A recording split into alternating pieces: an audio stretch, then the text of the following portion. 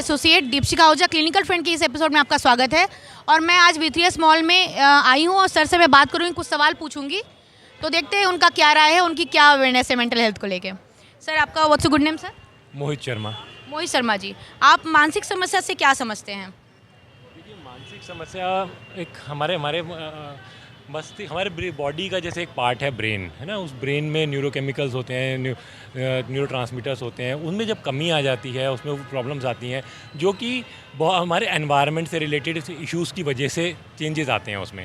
उसकी वजह से हमारे शरीर में, हमारी सोच में, हमारी इमोशंस में जो बदलाव दिखाई देते हैं, वो मानसिक बीमारी कहलाती है। आप क्या करते हैं बाय प्रोफेशन? साइकियाट्रिस्ट हूँ। साइकियाट्रिस्ट हैं, तब तो बहुत अच्छी बात है, आप हमारी फील्ड में हैं।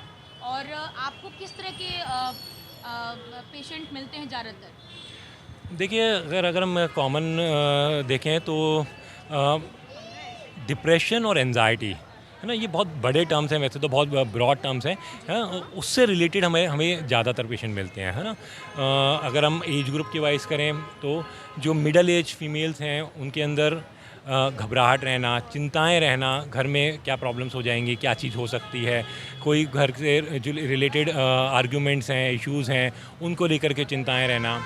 अगर एडोलसेंट एज की बात करें, स्कूल कॉलेजेस में, स्कूल में क्या किस तरीके से दूसरे बच्चों के साथ में भी कोई प्रॉब्लम्स हो रही हैं, या टीचर के साथ में कोई प्रॉब्लम्स हैं, है ना, कोई तो वो इश्यूज़ उसमें होते हैं। कई बार एडोलसेंट एज में पेरेंट्स के साथ में जो ऑल्टरकेशंस होते हैं, वो एक बड़ा मेजर इश्यूज़ बन जाते हैं, जिसकी वजह से मानसिक प्रॉब्लम्स कई बार आती है।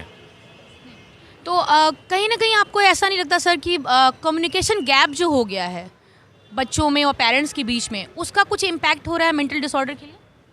देखिए, हमारे समाज में ना थोड़ा कम्युनिकेशन गैप हमेशा से रहा है। बच्चे और जब पेरेंट्स के बीच में जो इमोशनल गैप रहा है ना, जो चीज़ों को ना समझ पाना कि बच्चा क्या कहना चाहता है ना, पेरेंट्स को ना बता पाना कि नहीं, ये तो फैमिली, ये तो वो कोई बड़ी बात हो जाएगी, अगर ये बात कही जा सकती है या नहीं।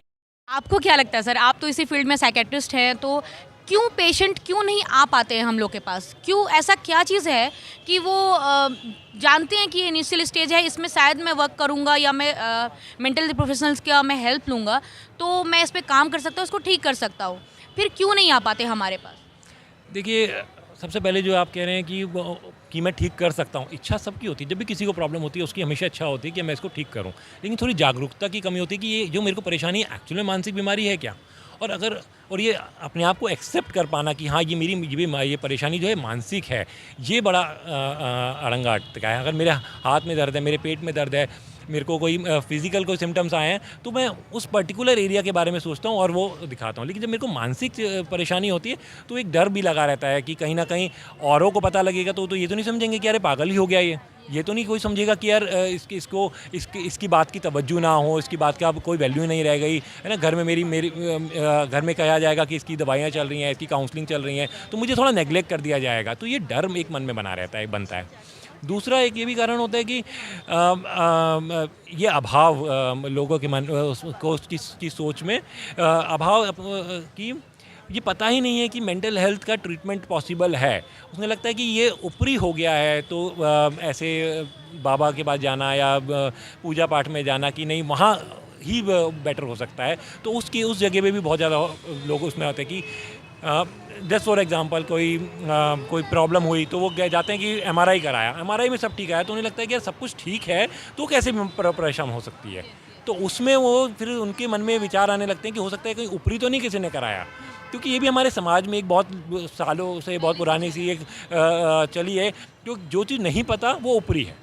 तो ये ना पता होने का जो एक प्रॉब्लम है, वो ऊपरी का इशू आता है।